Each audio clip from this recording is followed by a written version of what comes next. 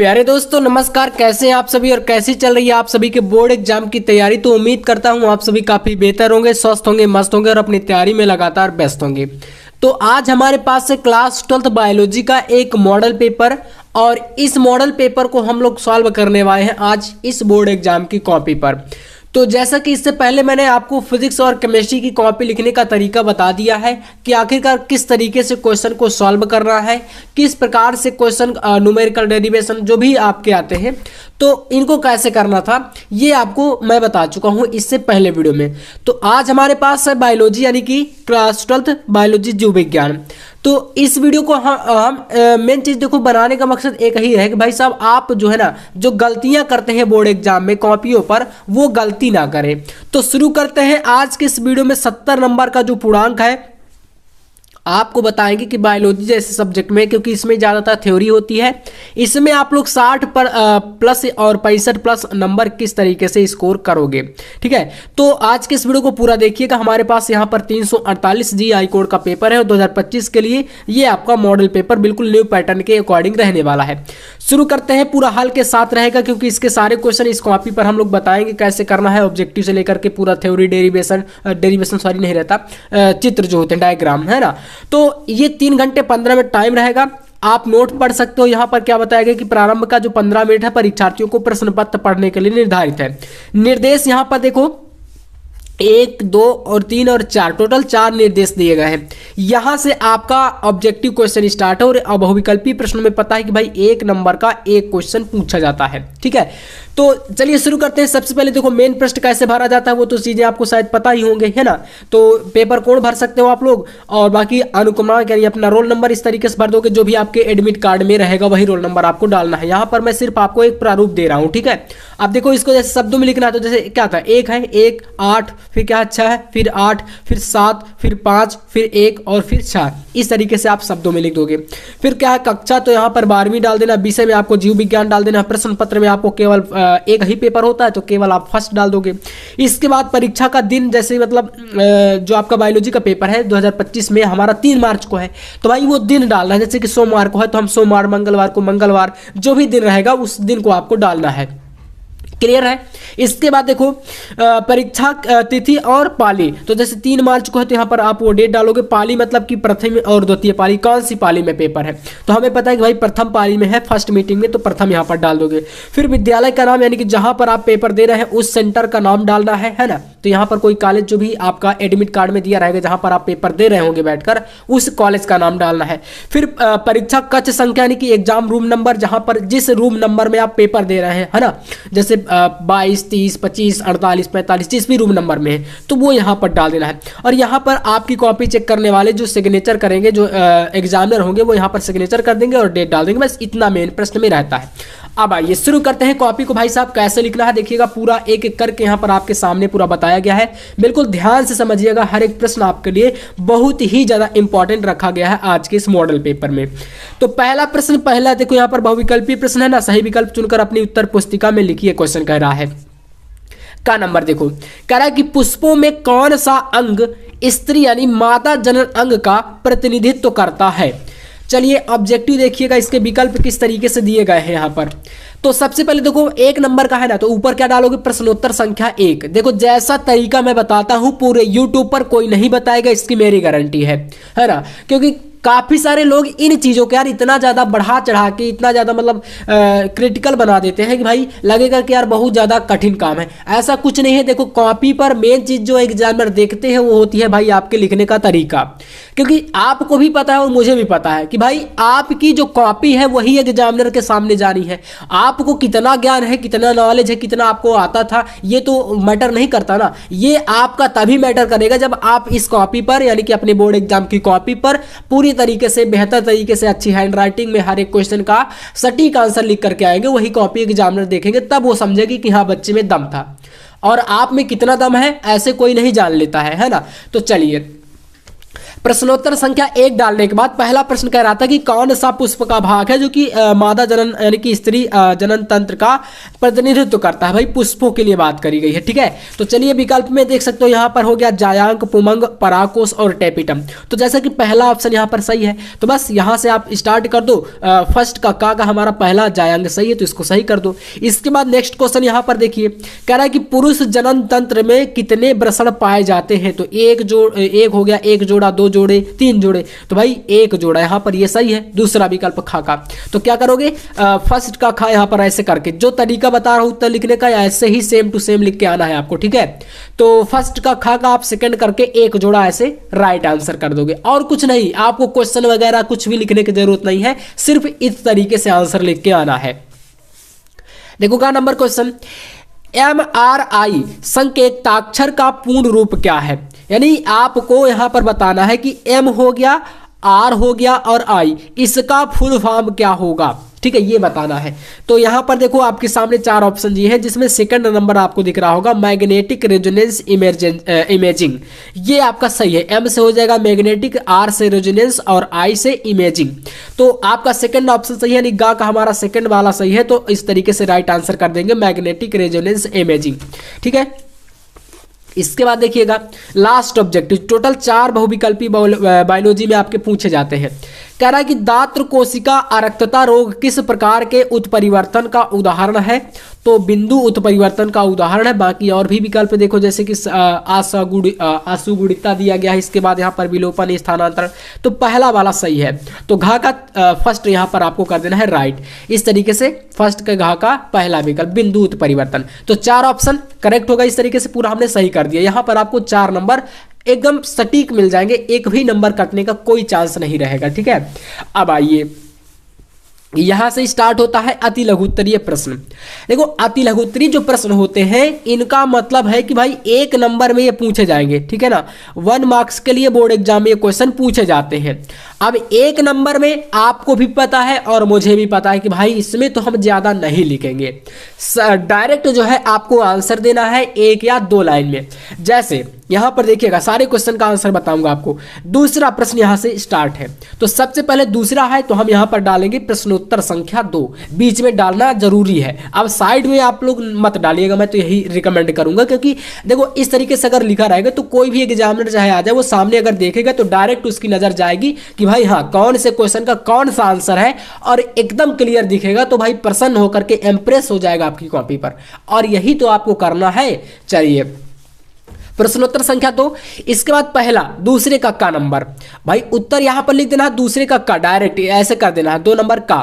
अब 2 का कह रहा है कि डाउन सिंड्रोम विकार गुणसूत्र के किस जोड़े पर असामान्यता के कारण होता है। डाउन सिंड्रोम विकार, तो लिख देना है आंसर, डाउन सिंड्रोम विकार 21वीं जोड़ी के अतिरिक्त क्रोमोसोम यानी गुणसूत्र की उपस्थिति के कारण होता है। तो कौन सी जोड़ी में विकार होता है, तो 21वीं जोड़ी। इतना सिर्फ आंसर है इसका। तो 1 का आपका 2 का नंबर इतना लिखना है। जैसे दूसरा क्वेश्चन यहाँ पर, तो इसका आंसर यहाँ पर बताया है, इसमें कोई दिक्कत नहीं। अब यहाँ पर देखो कह रहा है भाई क्वेश्चन थोड़ा सा एक बार, हाँ अब देखिए, स्त्रियों द्वारा उपयोग किए जाने वाले किसी एक गर्भ निरोधक का नाम लिखिए। तो भाई डायरेक्ट आंसर आप इतना लिख सकते हो, कंडोम। अब यहां पर चाहो तो भाई इसका आंसर थोड़ा सा थ्योरी भी आप बना सकते हो, अपनी भाषा में लिखना है, क्योंकि आपको देखो तो 2 का खा करोगे, स्त्रियों द्वारा उपयोग किए जाने वाले एक गर्भ निरोधक का नाम कंडोम। इतना आपको यहां से 1 नंबर इन पर मिलेंगे, थ्योरी के जो अति लघुत्तरीय प्रश्न होते हैं। अब ये पेज खत्म यहां से। अब इसके नीचे आपको 2 लाइन बची है, तो इसमें आंसर नहीं लिखना, ठीक है। नेक्स्ट पेज पे आ जाना है। जो तरीका बता रहा हूं सेम आप करोगे, आपको मतलब समझ लो कि नंबर तो कटने का कोई चांस ही नहीं रहेगा। एकदम एग्जामिनर जो रहेंगे ना, प्रसन्न होकर के ज्यादा ही नंबर देने का प्रयास करेंगे। मतलब ऐसा नहीं कि भाई अगर 1 नंबर का है तो उसमें 2 नंबर दे देंगे, लेकिन नंबर नहीं काटेंगे आपके, ये मैं जरूर कहूंगा। चलिए अगला प्रश्न यहां पर गा नंबर देखिए, आरएनए में कौन सी शर्करा उपस्थित होती है। यानी कि जो आरएनए होता है राइबोज न्यूक्लिक एसिड, इसमें कौन सी शर्करा पाई जाती है। तो आपको पता है कि राइबोज शर्करा। डीएनए में कौन सी पाई जाती है, तो डीऑक्सीराइबोज शर्करा। तो इसका डायरेक्ट आंसर यहां पर देखो, सबसे पहले नया पेज स्टार्ट कर रहे हो तो ऊपर डाल देना थोड़ा सा प्रश्नोत्तर संख्या 2, क्योंकि क्या होता है ना, एग्जामिनर को कहीं भ्रमित नहीं होना चाहिए। हमें सिर्फ अपनी कॉपी पर ध्यान देना है, हमें अपना तरीका अप्लाई करना है, और जो तरीका मैं बताऊंगा आपको कभी कभी जो है बिल्कुल कभी भी मतलब मिस्टेक नहीं आपका होगा, बिल्कुल आपका एक भी नंबर नहीं कटेगा। तो 2 का यहाँ पर उत्तर डालोगे गा, 2 का गा का आंसर। अब यहाँ पर देखो आर्यने में राइबो शर्करा उपस्थित होती, एक लाइन में आंसर। इसी के साथ नेक्स्ट देखो, नर युग्मकोद्भिद का विकास पुष्प के किस अंग से होता है बताइए। तो भाई नर युग्मकोद का विकास पुष्प के लघु बीजाणुधानी से होता है, तो बस 2 का घ आंसर लिख दो यहाँ पर। और नर युग्मकोद्भिद का विकास पुष्प के कहाँ से, लघु बीजाणुधानी में होता है, इतना आंसर इसका बता देना है। चलिए अब आते हैं नेक्स्ट, और यहाँ पर अंगा नंबर क्वेश्चन 5वां प्रश्न है 2 का अंगा।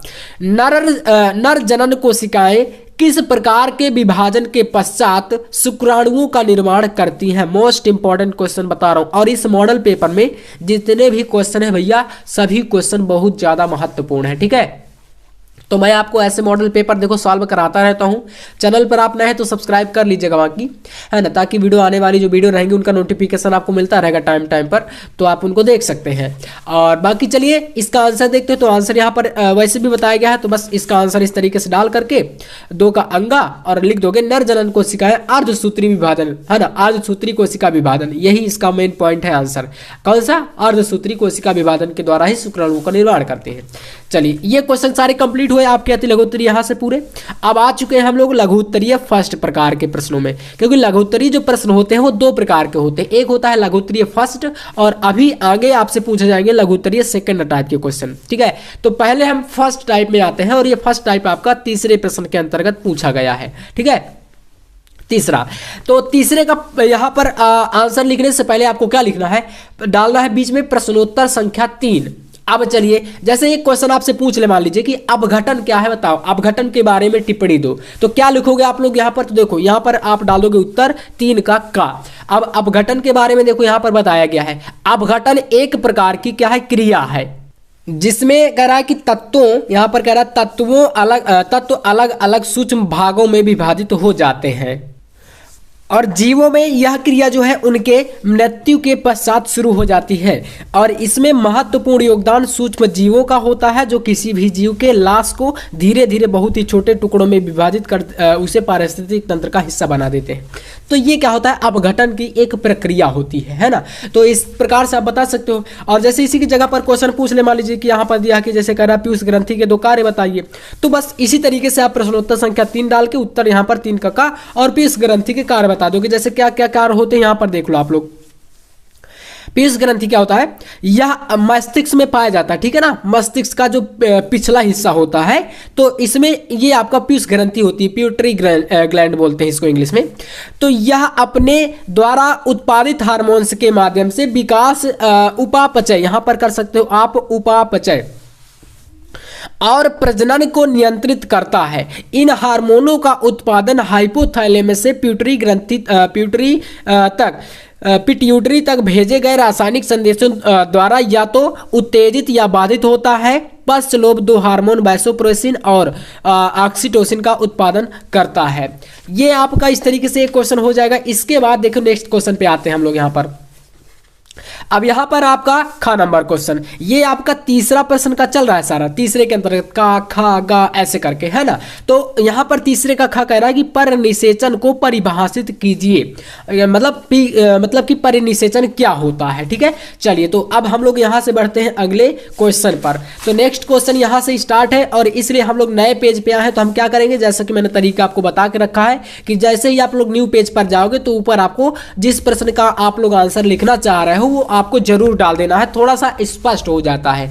तो यहां पर ऊपर डाल दोगे प्रश्नोत्तर संख्या 3 और उत्तर 3 का खा, ऐसा थोड़ा सा हमें डालना जरूरी है, ठीक है। तो 3 का खा यहां पर डालोगे और 3 के खा में क्या पूछ रहा है कि परिनिषेचन क्या होता है। तो चलिए परिनिषेचन के बारे में समझिएगा थोड़ा सा। नर व मादा युग्मक अलग अलग जनक, नर व मादा युग्मक क्या करते हैं भाई, अलग अलग जनक उत्पन्न करते हैं और इस कारण 2 जनकों की आवश्यकता होती है। यह एक सामान्य प्रक्रिया है जिसमें विभिन्नता अधिक उत्पन्न होती है, जैसे कि मनुष्यों में और पक्षियों में, है ना, इनमें यह विभिन्नता पाई जाती है। और परिनिषेचन का क्या मतलब होता है, यह आपका पूरा आंसर है इस तरीके से। और इतनी ही अच्छी हैंड राइटिंग के साथ आपको लिखना है, ठीक है। मतलब मेरे कहने का मतलब समझ रहे हो भाई, जितना ज़्यादा अच्छी देखो हैंड राइटिंग रहेगी उतना ही ज़्यादा चांस है कि आपको पूरे में पूरे नंबर मिलेंगे।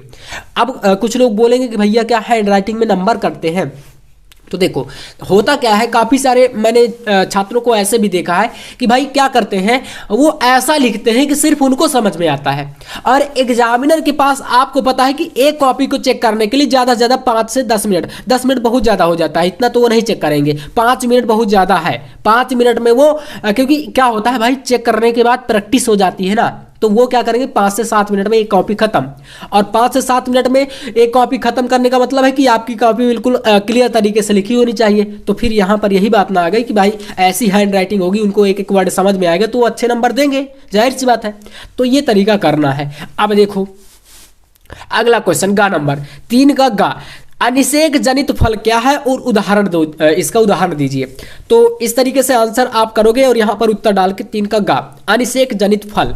तो अनिषेक जनित फल वे फल होते हैं जो बिना निषेचन के विकसित होते हैं और इनमें आमतौर पर बीज नहीं होता, यानी ऐसे फल जिनका निर्माण बिना निषेचन के यानी विदाउट फर्टिलाइजेशन प्रक्रिया के ही हो जाता है, प्रोसेस बिल्कुल नहीं होता फर्टिलाइजेशन का, ऐसे फलों को हम बोलते हैं अनिषेक फल, और इस प्रकार की प्रक्रिया अनिषेक फलन कहलाती है। और उदाहरण पूछे तो बता देना कहीं पर भी, जैसे कि केला हो गया, अंजीर हो गया, अंगूर हो गया, अनानास हो गया, ये कुछ कुल मिलाकर कह सकते हो कि ऐसे फल हैं जिनमें बीज नहीं पाए जाते हैं और इनको बोलते हैं भाई अनिषेक फल, है ना, अनिषेक जनित फल। तो इतना आप लोग डायरेक्ट आंसर दे सकते हो, ठीक है। चलिए अब इसके बाद यहाँ पर हमारा यहाँ पर भी आंसर बताएंगे, वो भी आप देख सकते हो। नेक्स्ट कह रहा है कि उन्नायक के किन्हीं 2 कार्यों का वर्णन करिए। 2 कार्य बताने किसके, उन्नायक, उन्नायक को इंग्लिश में प्रमोटर बोलते हैं, ठीक है। तो चलिए 3 नंबर का घ नंबर का आंसर, उन्नायक के 2 कार्य कौन कौन से कार्य हैं, तो देख सकते हो। पहला कार्य, उन्नायक डीएनए अनुक्रम है जिसमें डीएनए पॉलीमरेज जुड़ता है, एक ये हो जाएगा पहला पॉइंट, 2 पॉइंट बताने हैं। दूसरा आपके पास है उन्नायक ट्रांसक्रिप्शन कारकों और डीएनए पॉलीमरेज को जोड़ने का कार्य करता है। इस तरीके से 2 पॉइंट आप लोग यहां पर बता दोगे, डायरेक्ट आंसर हो जाएगा इसका राइट, है ना। अब चलिए इसके बाद नेक्स्ट क्वेश्चन पे आते हैं भाई। अगला अंगा नंबर है 3 का, कह रहा है कि मानव में किन्हीं 2 लिंग संलग्न रोगों के नाम बताइए। तो भाई आपको पता होगा 2 लिंग संलग्न रोग कौन कौन से होते हैं, तो यहाँ पर एक होता है हीमोफीलिया और एक होता है वर्णांधता। क्या होता है वर्णांधता में भाई, मतलब ऐसा व्यक्ति होता है जिसको वर्णांधता होती है, ये बीमारी होती है, उसको रंगों में जो है विभेद नहीं कर पाता, रंगों में, है ना, कलर डिफरेंस, जैसे कौन सा रेड, कौन सा ग्रीन, कौन सा ब्लू, ऐसे रंगों में विभेद न कर पाना, तो इसको बोलेंगे वर्णांधता। और ये किस तरीके से होता है, एक लिंग संलग्न रोग होता है, ठीक है। तो ये आपका हो जाएगा। अब हमारा यहाँ से कंप्लीट है। अब हम देखो मैंने बताया था ना लघुत्तरीय सेकंड टाइप के क्वेश्चन पूछे जाएंगे, हम आ चुके हैं लघुत्तरीय सेकंड प्रकार के क्वेश्चन में, दूसरे प्रकार के। अब ये जो पूछे जाएंगे वो प्रश्न संख्या 4 के अंतर्गत पूछे जाएंगे, ठीक है। तो अभी तक आपने सिर्फ यही देखा पूरे पैटर्न में कि जैसे 2 नंबर आया उसमें का खा गा घा करके क्वेश्चन थे, 3 नंबर आया उसमें भी आपके का खा गा घा करके क्वेश्चन थे। अब यहाँ पर 4 नंबर आया, इसमें भी का खा गा घा करके क्वेश्चन रहने वाले हैं, ठीक है। तो चलिए 4 का पहला नंबर का क्वेश्चन कह रहा है कि मानव में कैंसर रोग के कारणों का उल्लेख करिए। तो चलिए इसका आंसर देखने का प्रयास करिएगा। तो सबसे पहले बीच में जैसा मैंने बताया डाल देना है प्रश्नोत्तर संख्या 4 और फिर उत्तर में 4 का कैंसर रोग के होने के कारण। तो चलिए एक एक करके यहां पर समझिएगा। तो आप लोग इनको देखो पॉइंट वाइज भी लिख सकते हो, है ना, कौन कौन से। जैसे एक पहला पॉइंट, धूम्रपान, सिगरेट, बीड़ी के सेवन से मुंह, गले, फेफड़े, पेट और मूत्राशय के कैंसर होता है। तो आपको पता है भाई, कुल मिलाकर आपने देखा होगा कि जो बीड़ी के पैकेट आते हैं उन पर भी लिखा रहता है, जितने भी मतलब नशीले पदार्थ हैं, शराब को ले लो, बीड़ी को ले लो, तंबाकू को ले लो, कहीं ना कहीं आपने देखा होगा कि इन पर लिखा रहता है साफ साफ तौर पर। तो बस बता देना, यही चीजें हो जाएंगी। पहला पॉइंट हो गया। दूसरा देख लो यहाँ पर, शराब के सेवन से श्वास नली, भोजन नली और तालू यानी जो गलफड़ जिसे बोलते हो में कैंसर हो सकता है ना। और तीसरा पॉइंट, तंबाकू, पान, सुपारी, पान मसालों एवं गुटखों के सेवन से मुंह, जीभ, खाने की नली और पेट, गले, गुर्दे और आग्नेयाशय में भी कैंसर होने की संभावना रहती है।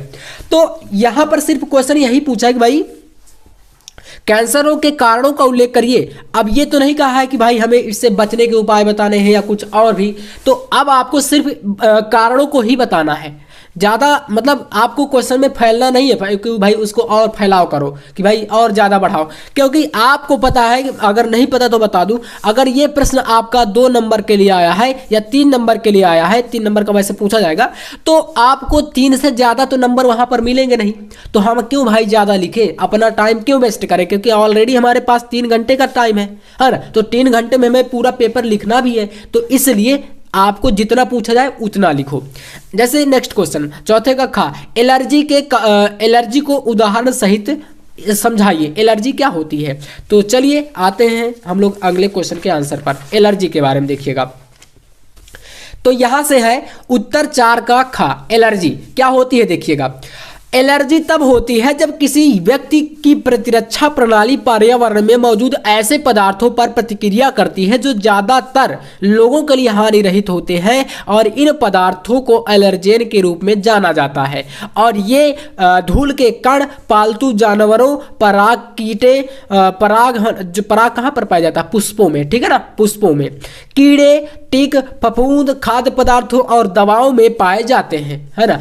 तो इनसे क्या होता है, एक प्रकार से अगर किसी व्यक्ति को एलर्जी हो जाती है ना किसी चीज़ों से, तो वहाँ पर जैसे कि दवाओं से भी काफ़ी बार आपने देखा होगा एलर्जी बोलते हैं ना कि भाई दवा खा लिया तो उसको एलर्जी हो गया। तो इसका मतलब ये हो जाता है कि वो एक तरीके से बॉडी में गलत इफेक्ट डाल देता है, दुष्परिणाम करता है, उसका प्रतिरक्षा तंत्र को नष्ट करने का प्रयास करता है, कुल मिलाकर ये कह सकते हो, है ना। तो इससे गले में खराश वगैरह इस तरीके की जो शिकायतें हैं, घबराहट होना, ये सब शिकायतें आती हैं जब एलर्जी हो जाती है।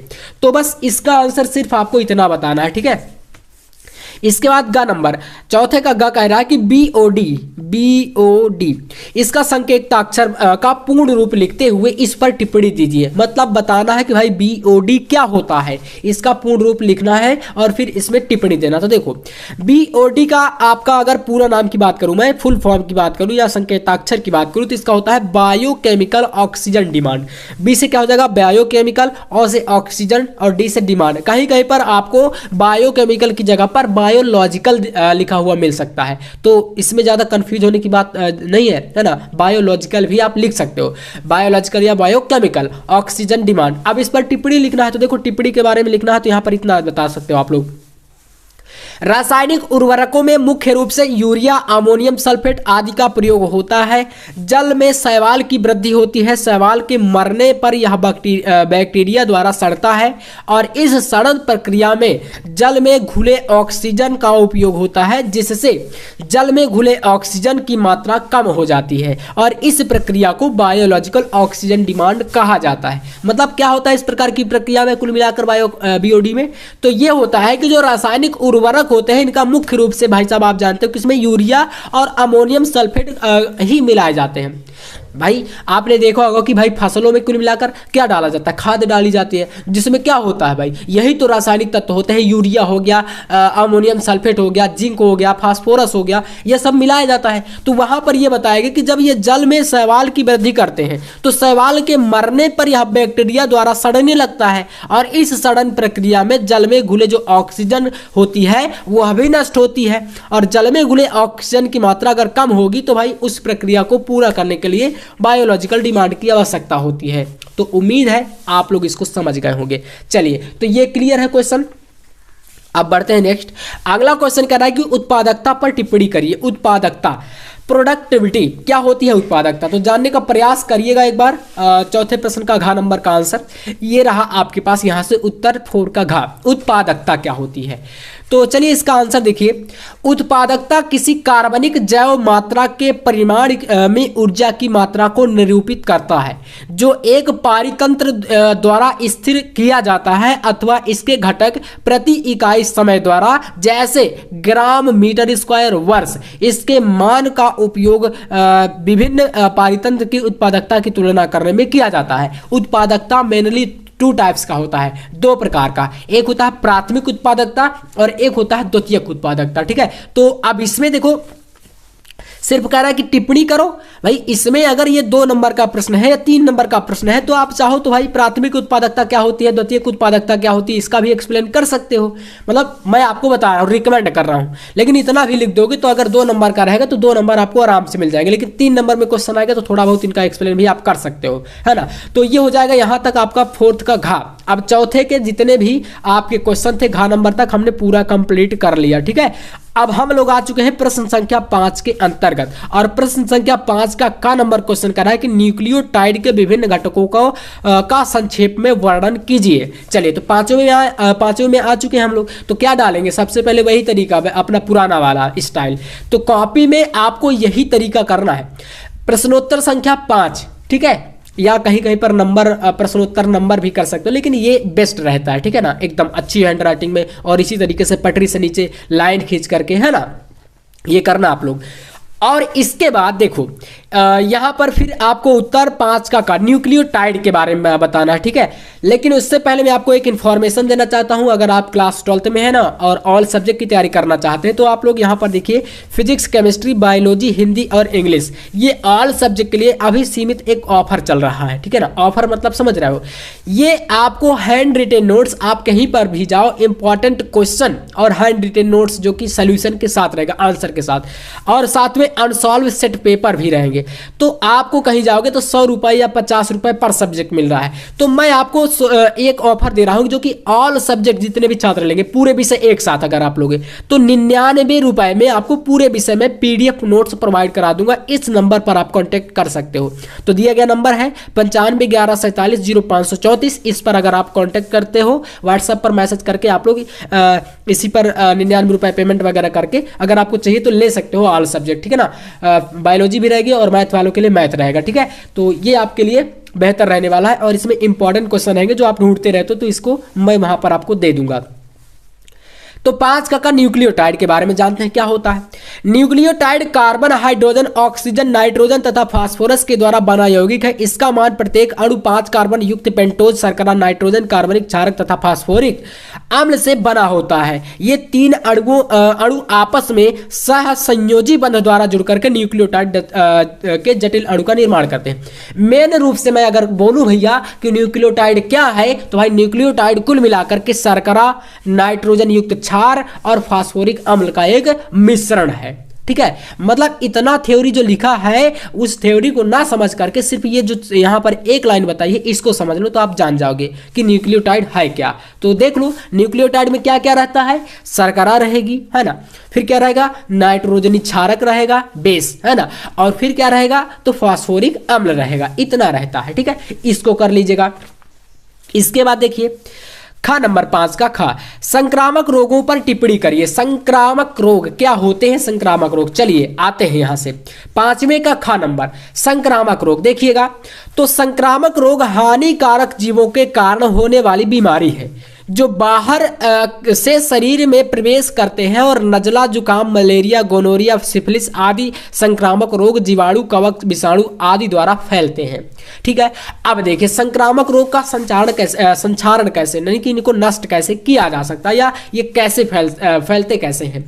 तो देखो स्वस्थ व्यक्ति के संक्रमित व्यक्ति के संपर्क में आने पर, यानी कोई व्यक्ति स्वस्थ है अगर और वो संक्रमित व्यक्ति के यानी कि बीमार व्यक्ति के अगर कोई संपर्क में आता है तो उसको भी ये बीमारियां हो सकती हैं। कैसे संपर्क में, तो जैसे वायु द्वारा छींकने से, खांसने से, थूकने से व बातचीत करते समय संक्रमित व्यक्ति से निकलने वाले सूक्ष्म बिंदु द्वारा तथा किसी जंतु के काटने से, जैसे कि कुत्ता, बिल्ली, मच्छर, इस प्रकार के जीव जो है काट लेते हैं ना, तो उनसे भी, जैसे कुत्ता मान लो कि किसी व्यक्ति को काट रहा है, ठीक है, काट लिया, और अगर वो मतलब जिस व्यक्ति को काटा है वो अगर किसी दूसरे व्यक्ति को काट ले तो उसको भी विष या बोले तो इस प्रकार की बीमारी हो जाएगी, है ना। तो ये होता है संक्रामक रोग। अब इसके बाद देखो संक्रामक रोग से निवारण के उपाय क्या क्या हो सकते हैं।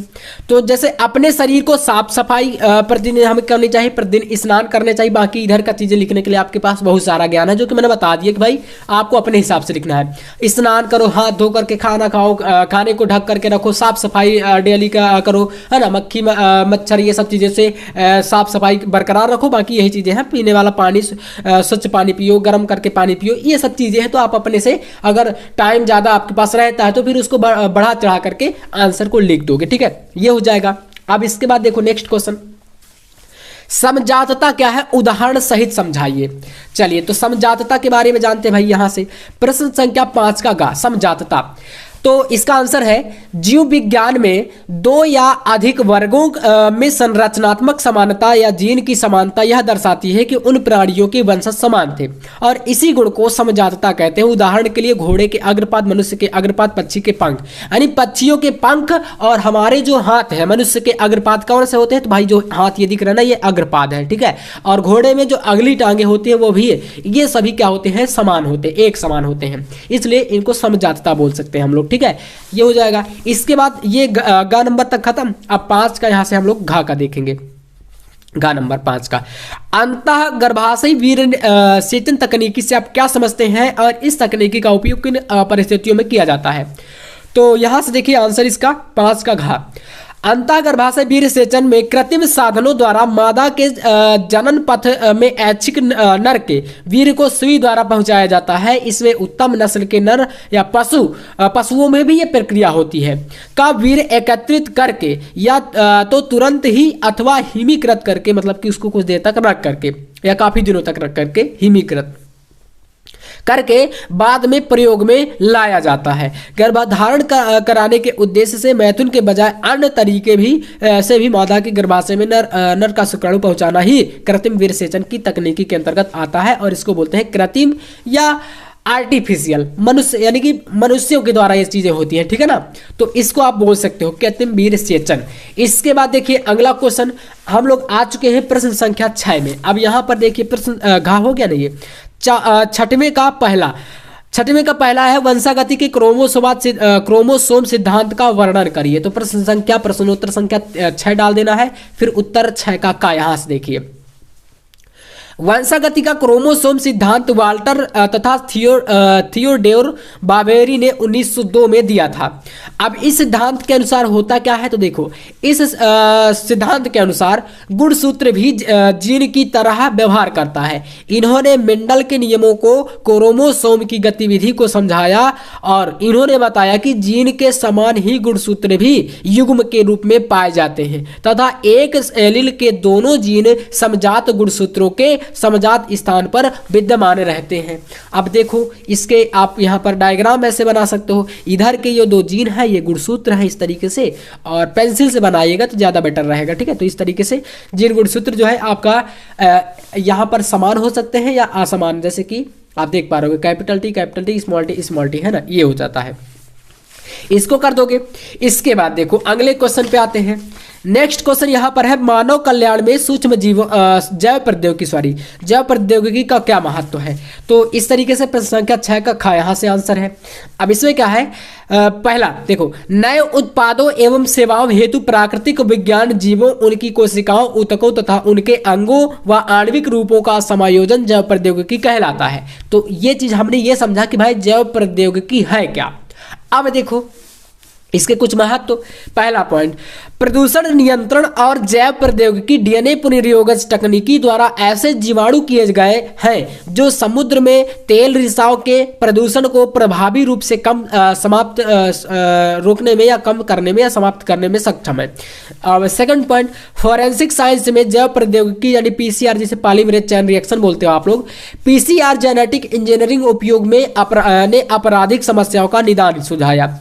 इससे पीसीआर तकनीकी से क्या होता है, बलात्कार वगैरह जो भी होते हैं इस तरीके की तकनीकों को जो है डीएनए जांच करके यही तकनीकी का यूज करके जो है सारी समस्याओं को सुलझाया जाता है। तीसरा पॉइंट, परजीवी जंतुओं के निर्माण से रोगों के उत्पादन, अध्ययन, जैविक उत्पादों जैसे अल्फा एंटीट्रिप्सन के उत्पादन तथा अल्फा लैक्टोब्यूमिन के उत्पादन में सहायता मिलती है। ठीक है, ये पॉइंट आपके कुछ इस तरीके से हो जाएंगे। एंड इसके बाद अगला क्वेश्चन यहाँ पर आपके सामने देखो आता है प्रश्न संख्या 6 का गा। प्रश्न संख्या 6 का गा क्या कह रहा है, देखो कह रहा है कि जैव विविधता को सह विलुप्तता कैसे क्षति पहुंचाती है, उदाहरण सहित वर्णन करिए। तो जैव विविधता क्षति देखो यहाँ पर, देखो संपूर्ण विश्व जैव विविधता क्षति की बढ़ती हुई दर का सामना कर रहा है। ठीक है, जैव विविधता कुल मिलाकर के यहाँ पर क्या होती है, जैसे कि हमारे वातावरण में अनेक प्रकार के जीव पाए जाते हैं। ठीक है, आपने देखा होगा भाई बहुत सारे जीव होते हैं, लेकिन उन सभी का अपना रहन सहन है, अपना अपना अलग अलग वेशभूषा जो भी है, सारी चीज़ें अलग हैं। तो संपूर्ण विश्व में जैव विविधता क्षति की बढ़ती हुई दर का सामना कर रहा है। जैसे कि जैव विविधता की क्षति के प्रमुख 4 कारण हो सकते हैं, जैसे कि आवासीय क्षति, मानी कि जैसे कोई जीव है, अगर उनके रहने के लिए आवास नहीं रहेगा, उनका आवास को अगर नष्ट कर दिया जाएगा तो वो जीव नष्ट हो जाएगा, तो वहां पर उस जीव की क्षति न हो गई, तो ये होता है एक कारण। दूसरा अतिदोहन, मतलब ज्यादा से ज्यादा उनका यूज कर लेना, है ना, उनको नष्ट कर देना, तो ये हो जाता है। फिर विदेशी जातियों का आक्रमण, है ना। फिर सहविलुप्तता, सहविलुप्तता क्या होती है देखो, तो एक जाति के विलुप्त होने से उस पर आश्रित या आधारित दूसरी जंतु या पादप जातियां भी विलुप्त होने लगती हैं, और तब उसके लिए विशिष्ट परजीवी भी विलुप्त होने लगते हैं, और पुष्पों व उनके परागकर्ताओं में भी यही संबंध होता है। यानी कि अगर कोई एक जीव दूसरे पर आश्रित है और अगर वो पहला जीव नष्ट हो रहा है तो उस पर आश्रित सारे जीव नष्ट हो जाएंगे। अगर जैसे कि हम बात करें, अगर हम भोजन पर आश्रित हैं और अगर भोजन नहीं रहेगा तो हम भी खुद क्या होंगे, नष्ट हो जाएंगे। तो इसलिए ये होती है सहविलुप्तता। इसके बाद देखो अगला क्वेश्चन कह रहा है, सॉरी ये वाला, प्रतिजैविक के उत्पादन में कवक प्रजातियों के महत्व पर उदाहरण सहित व्याख्या। फिर यहाँ से विस्तृत उत्तर यानी कि लॉन्ग के क्वेश्चन है, और लॉन्ग वाले 5 नंबर के होते हैं। इसमें कह रहा पारिस्थितिक तंत्र में ऊर्जा प्रवाह का सचित्र वर्णन, जैसे इसे डायग्राम बना है। इसमें होता क्या है, तो यहाँ पर देख सकते हो इसका आंसर प्रश्नोत्तर संख्या 7 डाल के उत्तर 7 यहाँ पर क्या है, पारितंत्र में ऊर्जा मुख्य रूप से सौर ऊर्जा के रूप में प्राप्त होती है। सौर ऊर्जा का उपयोग हरे पादप यानी उत्पादक जिसे बोलते हैं, और उपभोक्ता किसे बोलते हैं, जो कि उत्पादक का यूज करता हो, ठीक है, ही कर सकते हैं। उत्पादक प्रकाश संश्लेषण की क्रिया द्वारा सौर ऊर्जा को रासायनिक ऊर्जा में बदलकर कार्बनिक पदार्थों में उसका ऊर्जा को जो है संचित करता है। इस तरीके से रहेगा। और बाकी यहाँ पर डायग्राम आप बना सकते हो, इस तरीके का ये क्वेश्चन है। इसके अथवा में एक प्रश्न दिया है, यहाँ पर आप देख सकते हो, एक पारितंत्र के विभिन्न घटकों का वर्णन करिए, अथवा वाला प्रश्न है, ठीक है। तो ये पर्यावरण चैप्टर से ज्यादा पूछे जाते हैं। इसके बाद लास्ट क्वेश्चन यहाँ पर आपको दिए गए हैं, देखो क्वेश्चन नंबर 8 कह रहा है कि क्रोमोसोमीय विपतन से आप क्या समझते हैं, किन्हीं 2 विपतन का वर्णन करो। इसी के अथवा में एक प्रश्न है, हार्डी वेनबर्ग सिद्धांत क्या होता है, इसका वर्णन। और लास्ट क्वेश्चन है, डीएनए एक आनुवांशिक पदार्थ है, जो कि आपको पता है कि हार्से और चेज ने प्रूव किया था। किसने किया था, हार्से और चेज ने। तो इसमें हार्से और चेज का मॉडल बताना है। फिर अथवा में इसी के लास्ट क्वेश्चन है, निम्नलिखित पर टिप्पणी, जैसे कि डीएनए बहुरूपता क्या है, जैव सूचना विज्ञान क्या होती है। तो पूरा पेपर इस तरीके से आने वाला और यहाँ से पूरा समाप्त है। तो आज का ये क्लास आपको कैसा लगा कमेंट करके बताना। क्या आपको बायोलॉजी में अब कुछ कॉन्फिडेंट आया है कि भैया 70 में हम लोग आराम से 60 प्लस स्कोर कर देंगे या 65 प्लस स्कोर कर देंगे, तो बिल्कुल आप करोगे। और मेरे साथ जुड़े रहना, हर एक वो टॉपिक आप तक मैं पहुंचाऊंगा जो भी बोर्ड एग्जाम में आपके आने वाला है। बाकी आपको नोट्स अगर चाहिए तो आप इस पर कांटेक्ट कर लेना, इस नंबर पर।